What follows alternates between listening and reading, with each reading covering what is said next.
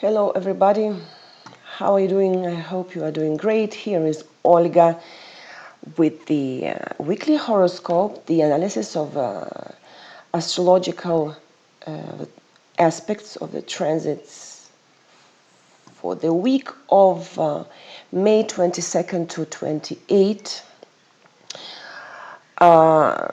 The week is not bad, it's pretty nice, pretty harmonious, and especially we have to mention that the week is extremely important because the next Friday we're expecting the new moon in Gemini, and the new moon is always marks the end of the previous lunar months and the beginning of the next lunar month, the beginning of a new cycle, right?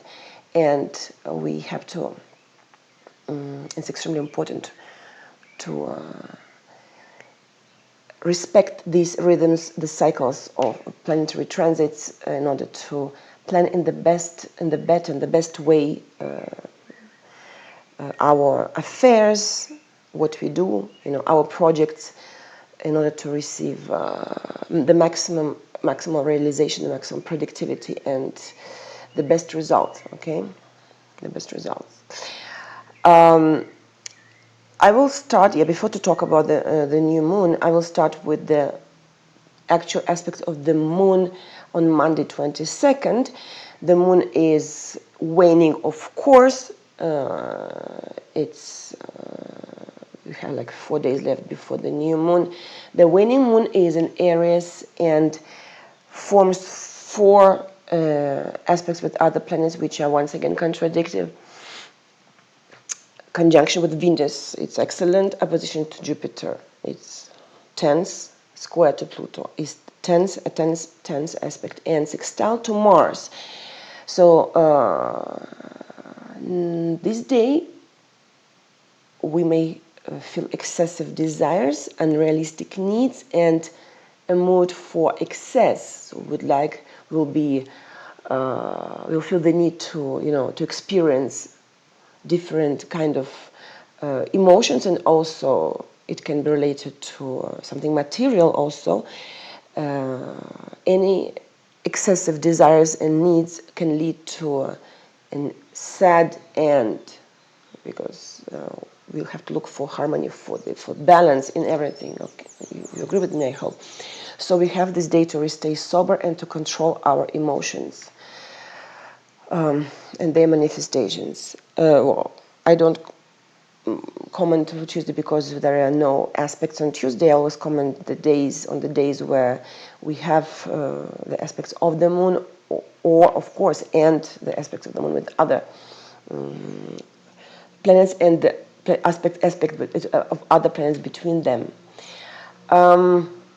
What happens on Wednesday? So we're getting closer to the new moon. So the waning moon is in Taurus, almost on the eve of the new moon, and it forms two very harmonious aspects, the trine to Pluto and sextile to Neptune. This day the intuition will work perfectly. It will work very well, perfectly, especially in property and financial matters. So if we have to resolve some issues and problems, and to finalize some projects in these fields, property and finances, and especially because we are on the eve of the new moon, this is the perfect day to finalize them, because especially in addition to that, if we listen to our intuition, we will be able to finalize the projects efficiently. The last time I spoke about about the first one of the two aspects of the T-square. I spoke about the position Venus-Jupiter, right? And this week the Venus forms square to Pluto. I don't know how about you, but the last week me, even though I knew that this aspect of position Venus Jupiter provokes, pushes us towards excessive spendings, overeating, over drinking, and excessive, exaggerated expectations from the partner. Well, in my case, yeah, there were a couple of invitations, a very VIP to a VIP events where I had to pay for the entrance and even to buy something after. Yeah, I will reveal the secret. Dégustation de vin. It was a degustation in English, right? Yeah, I couldn't resist to this temptation because it was like a unique event. But I knew that what I was spending for, I was maybe I overpaid. But in any case, it was funny to observe that the opposition Venus-Jupiter found its realization in the real life, actually in my personal situation. So, as I said, the opposition Venus-Jupiter of the last week is one of the two aspects of the T-square of these months of May 2017. Well, it's behind, but position Venus-Jupiter. But this week, we on Thursday, May 24th, we will see the square Venus-Pluto. Square 90 degrees, right? The impact of this aspect extends to the period from May 18th to 27th. Now here, the problems of power and control in business and personal relationships will be an important topic, will be important topics these days. Why? Because feelings will be will be intense, and the relationships of all types will be far from the desired harmony, because it's the square, it's always a conflict. We know that. Jealousy can go off scale. It's not bad to show some jealousy toward about our partner, to pay attention, to be curious who he looks at or who looks at him. But when it's exaggerated, it's never good, right? So we can face problems of emotional manipulation or blackmail, emotional blackmail, coercion. We say in love, to love, like when we may feel the need to push the partner, to force him to love us, to show more attention towards us. Okay, this is the symbols of Pluto, power. This will be the day. These days will be in any case, very critical period for unstable relationship, for relationship which is just starting, or maybe which another relationship that exists already, but which encounters some difficulties. So it's a threat. This aspect is a threat for any unstable relationship. So that's why it's very important to keep emotions under control. It's better not to clarify, not to try to, to discuss with the partner who is wrong, who is right, not to make categorical, demands, requests, since the probability of a breakup will be very high. But what is interesting is that this aspect has another scenario. Since Venus symbolizes partnership relationships, love, this will be a period of romantic dating, encounters, and even the beginning of dating. But the new relationship that will start on May 21st, 25th does not bear in the future stability and reliability. If we start a new relationship at this time, we need to be very careful, since this can be in the future a fatal attraction that can end badly, because this is a symbolism of Pluto. The need for deep emotions and very particular specific sexual desires. And it's not bad in itself, but since Venus is in square with Pluto, this brings it doesn't bring the joyful, promising future for the relationship that will start during this transit.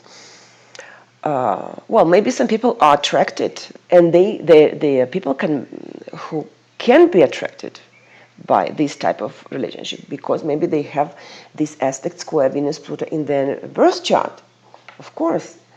And by the way, they will look unconsciously for this type of relationship in their life, and this aspect will this transit may accentuate in them this need, will wake up this need, and maybe they will be happy in the future because they with this new relationship, because actually this is what they look for always. Now, another important remark. As I always say, that the transit affect all of us in a different measure and different way, depends on our personal horoscope. And of course, if some of you has planets in your birth chart in the 12th, the 12th to 14th degree, 12, 13, 14, and from 18th to 20th, 18, 17, 20 degree of Aries, Libra, Capricorn, and Cancer. Or if you have one of your angular points, ascendant, descendant, MC, IC, 10th house, 4th house, in the same degrees of the same of the mentioned signs, of course, your personal affairs will be affected more than the personal affairs of others, of those who don't have planets and the angles and in the degrees of the sign that I mentioned. So this is extremely important to check in your birth chart. So, okay, now the new moon on Friday, May 25th, in the 4th degree of Gemini, 4.46, and 3:44 p.m. Eastern time. Any new moon opens a new lunar cycle, of course, and is associated. And this new moon is associated with the profound changes in thinking and in emotional perception. The new moon in Gemini gives an incentive to travels, to trips, to the studies of new disciplines, to the education. The new moon gives an impulse to the entire lunar months, of course, we know that. And this time, the focus of the next lunar month will be the importance of information and how we deal with the facts. The day of the new moon, we could receive an important message that may be, the desired piece of the puzzle, and which will help us to make the right choice and to take the right decision. Circumstances can and for sure will lead to setting new goals, but since the new moon occurs in the evening, and it depends also where you live, in which country, in which region, you have to check at what time you have the new moon in your region. Everything has to be, you have to start planning the next lunar month during the first lunar day, just after the new moon. Of course, the representatives of the mutable signs of the zodiac, Gemini, Virgo, Sagittarius, and Pisces, will be affected the most by the impact of the new moon. And what else? The new moon, as a rule, is related to new undertakings, but this time they can have contradictory consequences. Why? On one hand, the new moon forms a trine with Jupiter, which is the planet of empowerment, of the expansion. So this that might be a good omen, but at the same time, the moon forms square to Neptune in Pisces. And that's why it's not excluded that the changes will take place in the wrong directions, or not as we would like them to happen, these changes. Because problems are possible due to the inaccurate information. Why there is this lack of accuracy? Because the energy of Neptune often pushes to making erroneous decisions, towards deception and self-deception, of course. We know that. This is the symbols of Neptune. So maybe even some knowledge and beliefs acquired in the past can reappear on the surface and can mislead us. So that's why we have to wait until the first lunar day to make important decisions, and we have to filter the information that comes in during the new moon. There is another also another positive moment. As a background aspect, we have the big trine, Saturn in Sagittarius, Uranus in Aries, and the northern lunar node in Leo. So the big trine in the signs of fire gives us hope for the favorable resolution of difficult situations. In addition, so you see we have more harmonious back aspects and background aspects the day of the new moon than the negative. So we have only one tense aspect, the square moon Neptune. The ruler of Gemini, the Mercury, the ruler of the Gemini in which the new moon occurs, is in a rather good position. It's not retrograde, and it forms a harmonious aspect with Neptune, sextile with Neptune. Okay, it's also very important to check each time in what happens with the ruler of the sign where the new moon occurs. So Mercury is just perfect, almost perfect. It's not in the sign of its rulership, but still it's not retrograde, and it forms a harmonious aspect with Neptune. So this means that it will be easier to realize all the activities which are under the rulership of Mercury. To realize these activities, the next lunar months, of course, communication of all kinds, travel, studies, negotiations, intellectual projects, work with documents, etc. We should not forget that the mood can change during the new moon. If we are a little bit, some of us can be unstable emotionally for any reason because of a current life situation, or because maybe if you have the moon in your birth chart in the sign of Gemini, the mood can be very changeable, literally, within the one day. It will be possible to experience a wide range of feelings, like from love to hate, from despair to ecstasy, within 24 hours. And such differences for some of us are fraught with emotional overload. There is a risk of being emotionally overloaded, so we have to control our emotional manifestations and states. And if we don't feel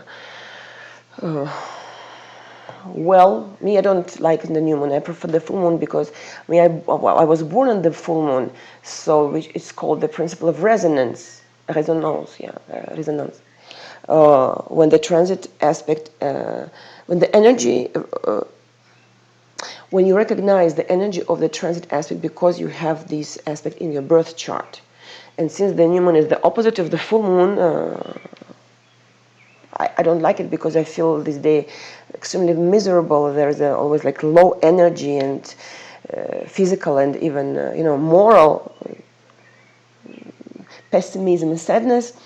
So if you know people who are very sensitive to the new moon, because those who are born on the new moon, they will like the energy of the new moon. So don't leave them alone on their own. Just help them to overcome this moment that can be not evident for them.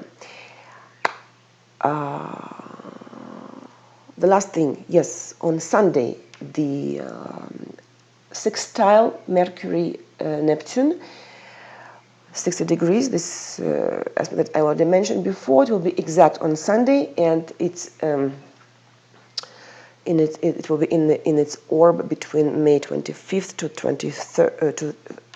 31st.